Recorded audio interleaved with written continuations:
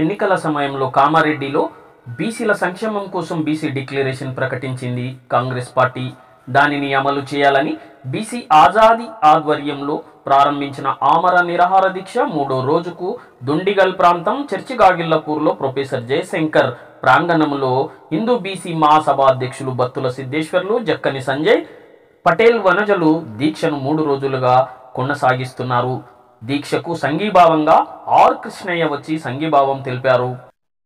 42% BC రిజర్వేషన్లకై ప్రభుత్వం తక్షణమే చర్యలు తీసుకోవాలని, బీసీల డిమాండ్లను అమలు పరచుకుంటే రాష్ట్రం బగ్గుమంటుందని, బీసీ ఉద్యమాన్ని ఇక ముందు ఉధృతం చేస్తామని రాజారాం యాదవ్, బొంగు ప్రసాద్, పాండురంగాచారి, వాసుదేవ్, చామకూర రాజు, ఆర్వార్ వేణు లాంటి బీసీ నేతలు ప్రభుత్వాన్ని సందర్భంగా హెచ్చరించారు. మరోపక్క ఉద్యమ నాయకుడు భువనగిరి శ్రీనివాస్ నేత సోషల్ మీడియా ద్వారా ఒక హెచ్చరిక చేసి ఉన్నారు.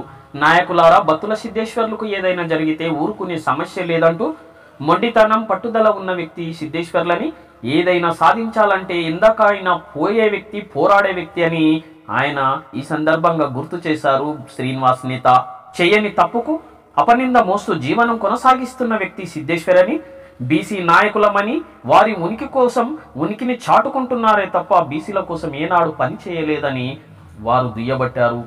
2 పర్యాయాలు తెలంగాణ ప్రభుత్వాన్ని ఏలిన వారిని ఏం చేశారు? 34% రిజర్వేషన్ని 18%కి కుదించినప్పుడు కేసీఆర్ పాలనకు బీసీలు ఒతాసు పలకలేదా అంటూ శ్రీనివాస్ నేత ఘాటుగా విమర్శించారు.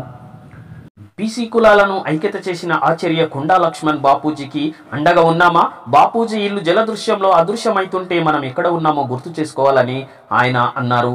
బెల్లి లలిత మరణానంతరం కేసీఆర్ని నిందించామా? మారోజు వీరన్న ఎన్కౌంటర్ అయిన తర్వాత ఏలిటోని ఏమన్నాం, ఏమడిగాం? పేరుకే బీసీ సంఘాలు, నిస్వార్థ నాయకుడు ఊస లాంటి మాటలు ఏమైనా విన్నామా? ఏది వినలేదు.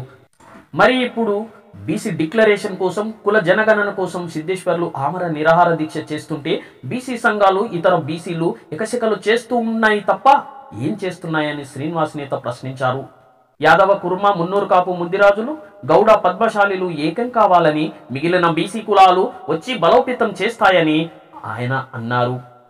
అత్యంత ఉద్యమ పోరాట తత్వము కలిగిన నేత బత్తుల సిద్ధేశ్వర్లని, ప్రభుత్వం బీసీలకు ఇచ్చిన డిమాండ్లను తక్షణమే ఒప్పుకొని సిద్ధేశ్వర్లు, ఇతర ఉద్యమ నాయకులను దీక్ష విరమింప చేయాలని శ్రీనివాస్ నేత డిమాండ్ చేశారు.